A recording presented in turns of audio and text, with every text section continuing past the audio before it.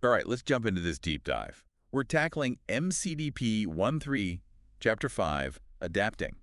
Sounds good to me. So this chapter is a big deal, especially for you out there listening in the core. It's all about, well, adapting, right? But in the specific context of combat, think about it. You're in the middle of an operation, and suddenly everything changes. The enemy throws a curveball, or the terrain is different than you expected, whatever. Yeah, that unpredictable element, that's kind of the core of what this chapter's getting at. So how do you react, not just react, but actually come out on top? That's where Chapter 5 comes in. It gives you a framework, a way of thinking to dominate even when the situation is total chaos. And it all boils down to two key concepts, right? That's right. Anticipation and improvisation. We're going to break down what those really mean in a practical sense. Okay, so before we get into those, the chapter spends a good chunk of time describing the nature of modern combat. Yeah. And it's not exactly painting a rosy picture. It talks about friction, uncertainty, disorder. Yeah, it's not sugarcoating anything. It's laying out the reality that things rarely go exactly as planned. Right, so this isn't some theoretical exercise. This is about equipping you with the mental tools to handle the real deal. And it builds on that OODA loop idea from Chapter 4. Yeah. Observe, orient, decide, act. Exactly. The faster you can cycle through that OODA loop, the better you can adapt to those constant changes, the better your chances of gaining the upper hand. You know, Chapter 5 directly connects those concepts. That makes total sense. So let's get into the first key concept, anticipation.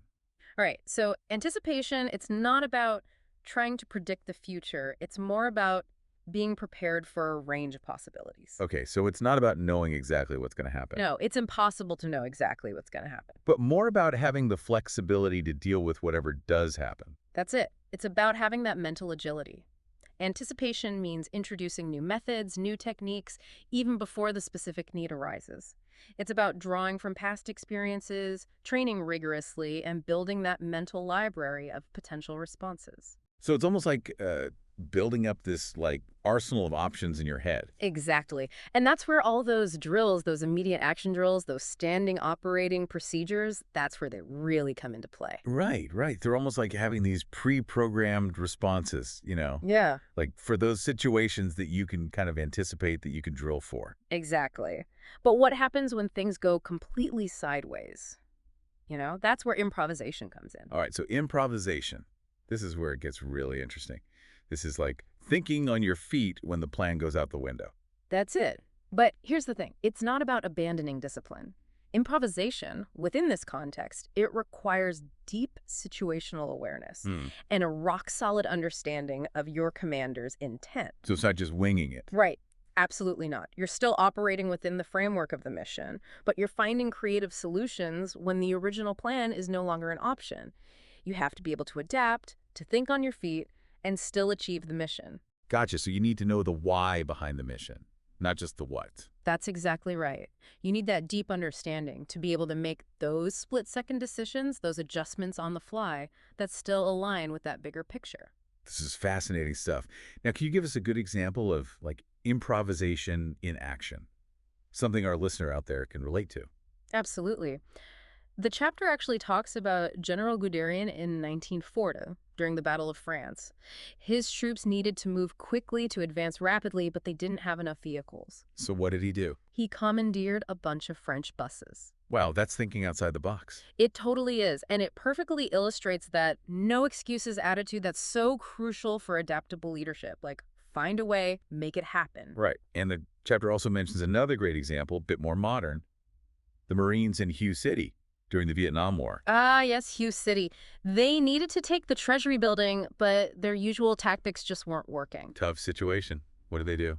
Well, a junior officer, thinking outside the box, really improvising, found some tear gas canisters. Tear gas. And used them to clear the building. It was a brilliant improvisation, saved lives, and achieved the objective. These are some incredible stories.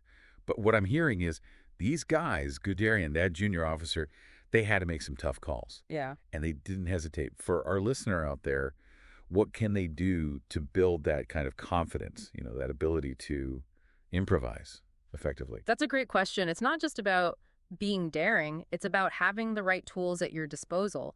And one of the most powerful tools for adaptable leadership is flexible planning. Flexible plan. Okay, so that sounds kind of contradictory, doesn't it? Isn't the whole point of a plan to, actually have a plan? Yeah, but a flexible plan, it's not set in stone. It outlines different options, multiple options, and you can adjust it as needed. Oh, I see. So it's like you've got the main route, but then you've also got these like detours.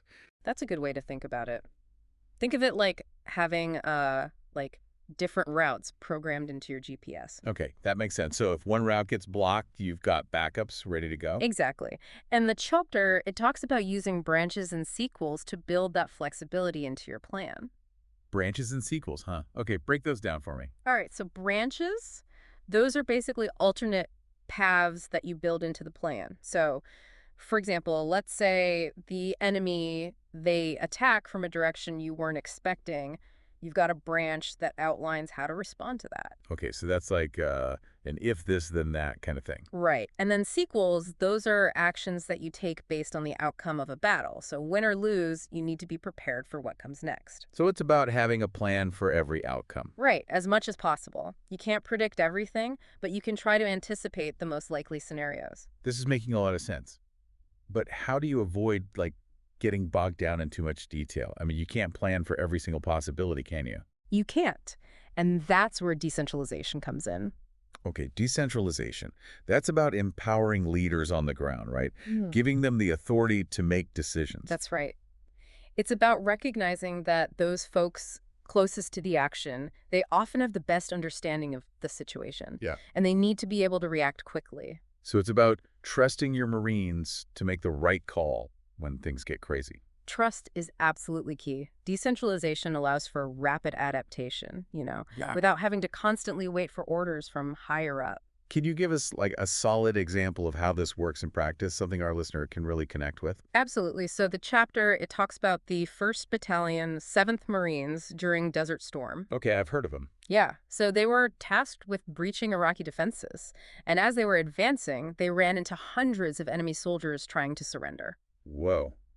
That's a lot of prisoners. Yeah, it was. And stopping to process all those prisoners, it would totally stalled their momentum. Yeah, I can imagine. So what do they do? The battalion commander, he understood the division commander's intent, which was to maintain momentum, to keep pressing the attack.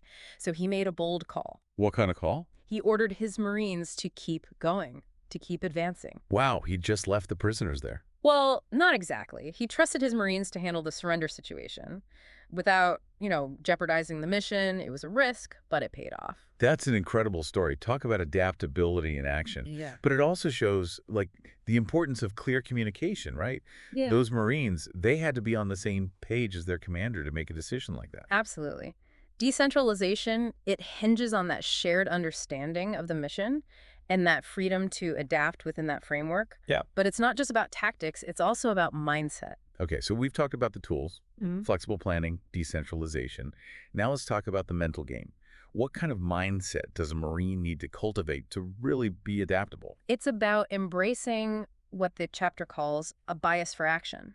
It's about being proactive. Bias for action. Okay, explain that one to me. It means taking the initiative, not just waiting for things to happen, but actively shaping the situation. Gotcha. So it's that, like, can-do attitude we always hear about, right? Always looking for a way to make things happen. That's it. It's about being resourceful, thinking outside the box, never giving up. And the chapter emphasizes that, adaptation is a continuous process. Oh, I see. So it's not about being perfect. No, it's about being willing to learn from your mistakes, to constantly try to get better. That makes sense. You can't predict everything, so you've got to be able to, like, adjust and improve as you go. How do you actually build that bias for action mindset, though? Is it something you're born with, or can you actually develop it? It's definitely something you can cultivate, and one of the best ways to do that is through training, exposing yourself to diverse, challenging training scenarios. So the more unpredictable the training is, the better. The better prepared you'll be for the real deal. Yeah. It's about getting comfortable with being uncomfortable. Right. Pushing yourself outside of that comfort zone. Exactly. And it's also about fostering a culture of, open communication. Okay, like being able to talk about what went wrong. Right. To give feedback, to Well- learn from each other. After every operation, every training exercise, take the time to debrief.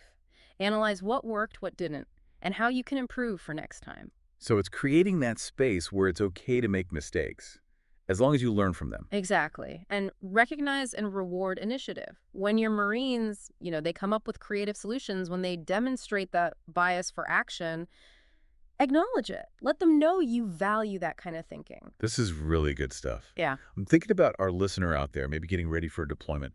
What's like the one key takeaway they should really focus on, the essence of what it means to be adaptable? It all comes down to this. Adaptation is a mindset. Yeah. Embrace the unpredictable. The unpredictable. Yeah, that's a big one. Be mentally prepared to adjust your plans and have the confidence to make decisions under pressure. That's where that bias for action comes in. Exactly. The more adaptable you are, the better your chances of success. Okay, so we've really been hitting hard on this whole thing, this idea of adaptability being a mindset, Yeah. right? Not just about having a flexible plan on paper, but actually having the mental agility to roll with those punches, whatever chaos gets thrown your way. Yeah, and MCDP 1.3, it's not just like giving you this vague idea. It actually lays out some practical tools to actually help you develop that mindset. Right, to Yeah. put it into practice. One that really stuck with me was this whole concept of the commander's intent. Oh, yeah, that's a big one. We touched on it a bit earlier. We were talking about decentralization, but let's dig a little deeper. How does understanding that commander's intent, how does that play into being more adaptable? It all comes back to that idea we were talking about before about knowing the why. Why are we doing this mission, not just what are the steps, right? When your Marines understand the big picture, the overall objective, that's when they can make those smart decisions out in the field, even when everything's changing around them. So it's like giving them the power to act on their own, but within the framework of the mission, right? Exactly. Think about those Marines we were discussing, the ones who bypassed those surrendering Iraqi soldiers during Desert Storm. Yeah, that was a bold move. They were able to make that judgment call because they understood their commander's intent to keep moving, to press the attack. That makes sense. But it also puts a lot of weight on the commander. They've got to communicate that intent clearly. It can't just be some vague idea. It's got to be something actionable, specific. Oh, you're absolutely right. The chapter, it really hammers home this idea of clear, concise communication, when it comes to conveying that commander's intent. So every Marine, from the most experienced squad leader to the newest boot, they got to be able to understand it, to apply it. That's the goal. It needs to be crystal clear. So it's like painting that clear picture, Yeah. of where you're trying to go, why it matters, and then you trust your Marines to figure out the how. Exactly. Which leads to another crucial part of all this, adaptable leadership. It's about fostering this culture of continuous learning, always improving. Right. We talked about that a little bit earlier, that whole thing about creating that environment where it's okay to make mistakes, as long as you learn from them. How does that fit into the bigger picture of being adaptable? Well, every single training exercise, every mistake, it's all a chance to learn and get better. The chapter really pushes this process of like evaluation, reflection, like what worked, what didn't work, what could we do better next time? So it's about turning those experiences, the good ones and the bad ones, turning them into lessons to make you even more adaptable next time around. Exactly. And it's not just for each individual Marine, it's for the entire unit. The chapter talks about doing these thorough after-action reviews, the AAR, The AAR. to figure out how everyone performed and where you can improve as a team. That's where that open communication comes back in again. Being able to talk honestly, share your observations, what you think needs to change. Exactly. Creating that learning environment where everyone's always trying to improve, to make the whole unit better, and that shared commitment to getting better. That's what really drives adaptability. This has been a fantastic deep dive. Really insightful stuff. But I want to bring it back to something you said earlier, that adaptation is a mindset. It's the foundation of everything. You can have all the tools and techniques in the world, but if you don't have the right mindset, they're not going to do much good. So for our listener out there, the Marine getting ready to head out, getting ready to face all those challenges on deployment, what's the one thing you want them to remember? The key to being adaptable. Embrace the unexpected. That's it, right there, the core of it all. Things will almost never go exactly as planned. Be ready to adjust.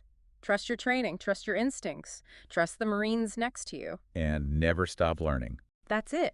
Every challenge, every obstacle, it's an opportunity to grow, to become a better, more adaptable leader. Couldn't have said it better myself. And remember, MCDP 1.3, it's a great resource, but it's just the beginning. Your experiences, your judgment, your dedication to improvement, those are what will make you a truly adaptable Marine, an effective Marine. Absolutely. Great insights. And to our listener, thank you for bringing this chapter to us. We hope this deep dive has been helpful, maybe giving you a few things to think about, things you can apply to your own training, your own leadership. Stay sharp out there, Marine.